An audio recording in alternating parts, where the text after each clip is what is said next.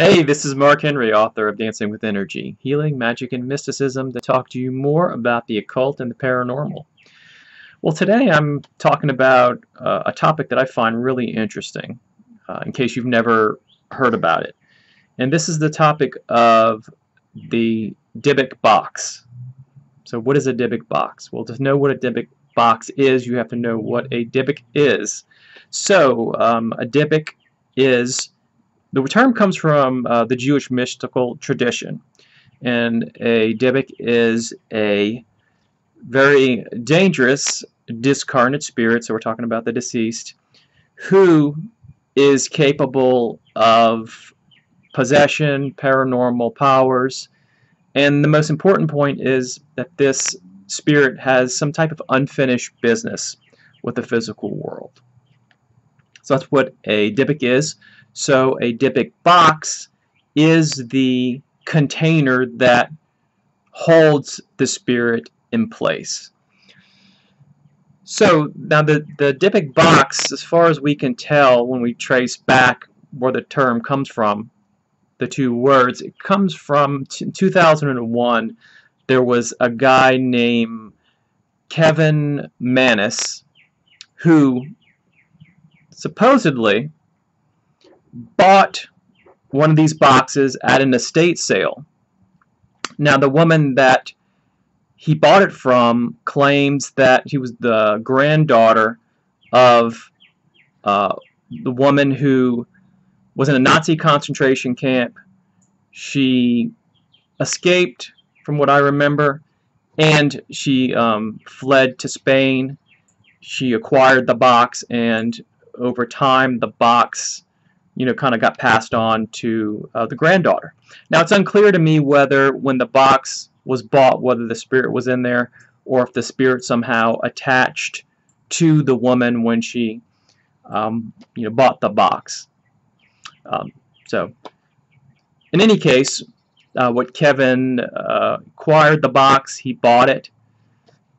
He actually offered, supposedly, to give the box back to the lady when he figured out that this was an heirloom.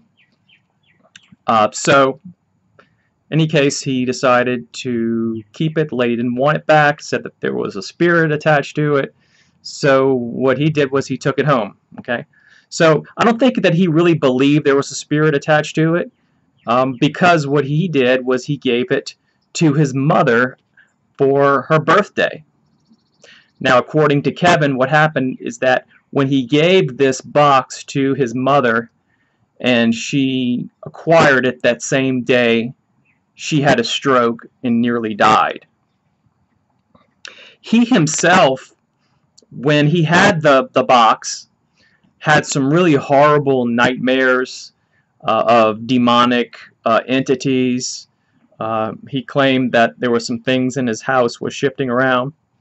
So, needless to say, he decided that this wasn't for him, so he decided to sell it on eBay.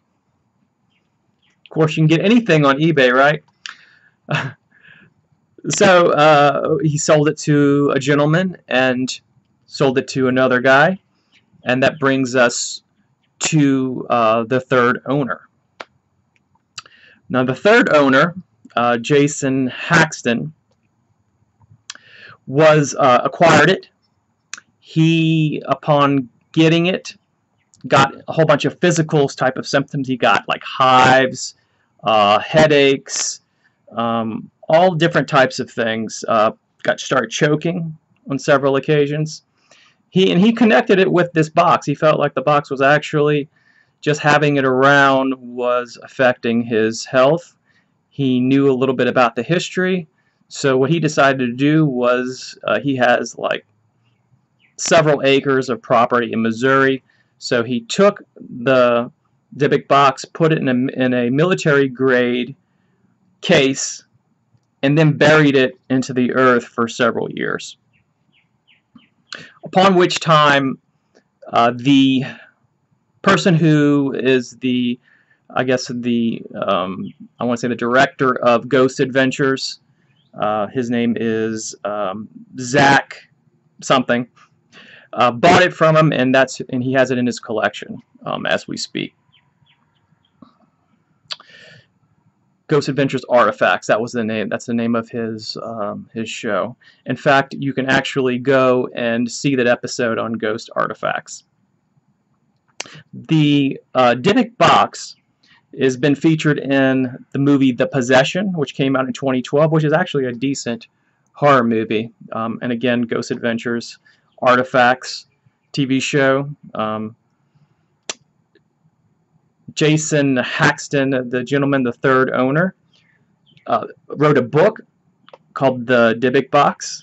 So he talks about in the book about his experiences dealing with the box and different things that happened to him.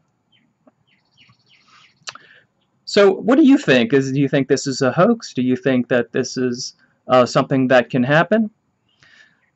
I know that in the magical art of necromancy, and even in some African-based magical traditions, that they can bind spirits to different objects, house them in different places, can put them in dolls. So if we go along that type of thought, if that is something that is real in those traditions, then it's no stretch of the imagination that a spirit can be lured into a box. So, but this brings us back to what I was talking about with eBay. I've noticed that there are different social trends involving the paranormal. One is that when The Conjuring came out and Annabelle, you go on eBay and there are tons of people trying to sell dolls that are haunted, that have spirits within them, and they will kind of give their little testimony of how powerful they are as magicians, and they lure the spirit into this doll, and you can have it for $60. Okay. When the Dybbuk stuff, 2012, The Possession came out, and even now, you know, the book came out, I believe, in 2011, I want to say. You go on eBay, buy your own Dybbuk box. There's a malevolent spirit attached to it, and you can have it for your collection for anywhere between $35 and $100. Which brings up something else. I was thinking about this. Is like, what does the eBay buyer's protection program entail with this? Somebody's typing up, you know, I'm sorry, but my Dybbuk box is a Dybbuk, you know. I mean, Dybbuk doesn't have a Dybbuk within. So, or what does someone who buys a spirit doll?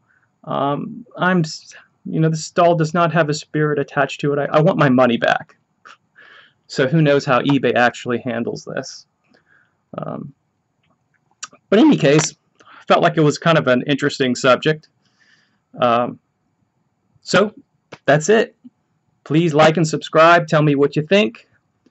And I will see you in a future video. Take care.